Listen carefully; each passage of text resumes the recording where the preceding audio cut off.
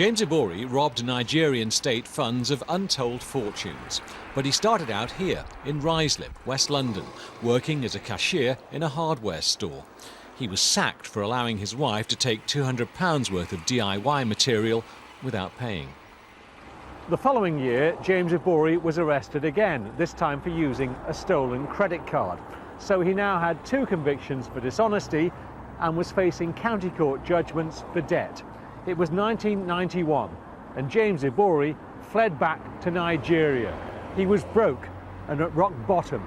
Yet by the end of the decade, James Ibori had managed to become one of the richest and most important rulers in all Africa. The Niger Delta should be one of the most prosperous regions on Earth. It produces billions of pounds worth of oil. While the people live in poverty, the riches are skimmed off for the elite.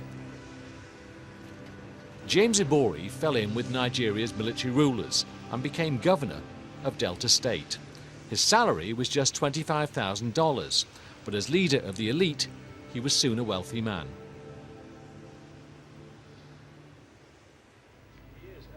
Nuhu Ribadu set up Nigeria's anti-corruption squad. His prime target was James Ibori. It was very clear that he was very, very rich, and he was buying companies all over. He had aeroplanes, and he had properties in South Africa, in the UK, in the US, and so on and so forth. What's more, he was offering huge bribes. He gave me 15 million US dollars in cash. 15 million? 15 million cash in sack, big sack. And how big is a sack with $15 million? A big one, a huge one.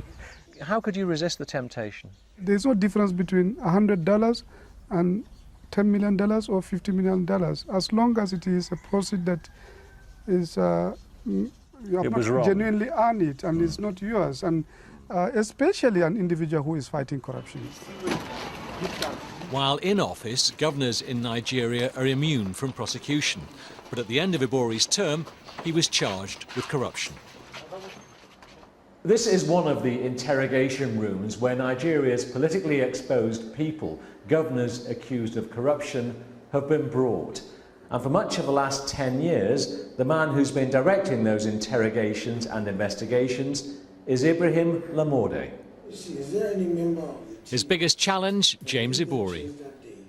We left him for last because we knew he had a lot of influence, but I think we also underestimated what was coming after his arrest.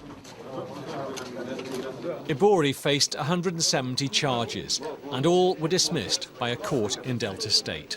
A devastating blow for Nigeria's anti-corruption squad.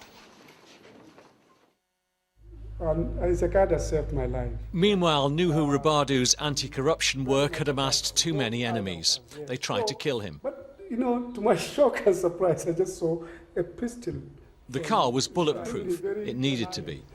And the next thing was, bam, bam, bam. On a country road, he was ambushed.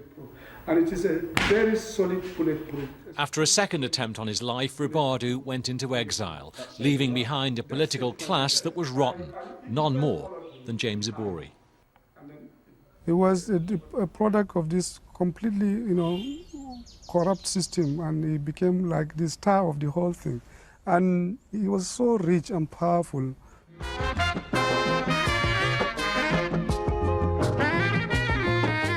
With corruption thwarting justice inside Nigeria, 3,000 miles away, there was a breakthrough.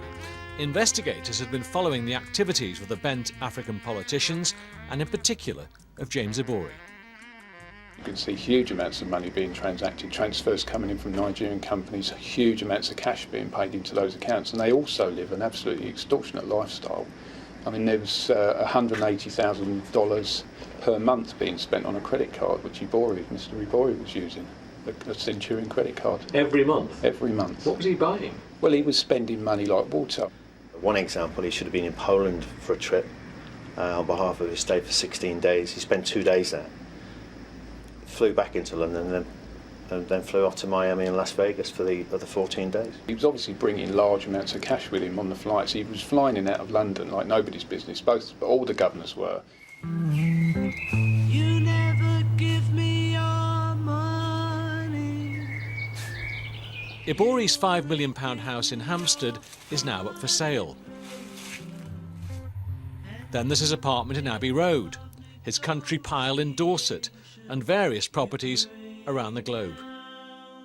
He also has luxury cars on 3 continents, private schools for his children, and tens of millions in assets still to be traced. For the key to it all, laundering his stolen cash, he had a bent London solicitor. The lawyer's name was Bhadresh Gohil, and he worked for a firm in Mayfair. The law firm, who were unaware of Gohil's crimes, had offices here, across from the Ritz. They don't say who their clients are, but we know Gohil did work for a former president of Zambia, who was himself accused of gross corruption. More significantly, we know Gohil helped James Ibori launder his millions. And for that crime, Gohil had particular expertise. Gohil was the money laundering reporting officer for his company, so if there was any suspicions around any of the accounts, from members of staff, for example, they'd have to go to him. He's the compliance man? That's absolutely correct, yeah. When the police raided Gohil's office, they found plans mapping out money laundering scams, all designed to hide Ibori's funds. They were all there on computer hard drives hidden behind a fireplace. One scam described the $5 million deposit for the purchase of Ibori's latest toy, a $20 million private jet. It went via 2 accounts in Switzerland, it went from accounts in Mauritius, Germany, Luxembourg, Nigeria on 4 or 5 occasions. It goes back to Nigeria? It goes back and forth. We even had a company that was incorporated in a place called Nuri in Polynesia. Ibori's wife, his mistress and his sister have already been jailed for money laundering, along with Gohil, who got 7 years. Ibori himself will be sentenced tomorrow.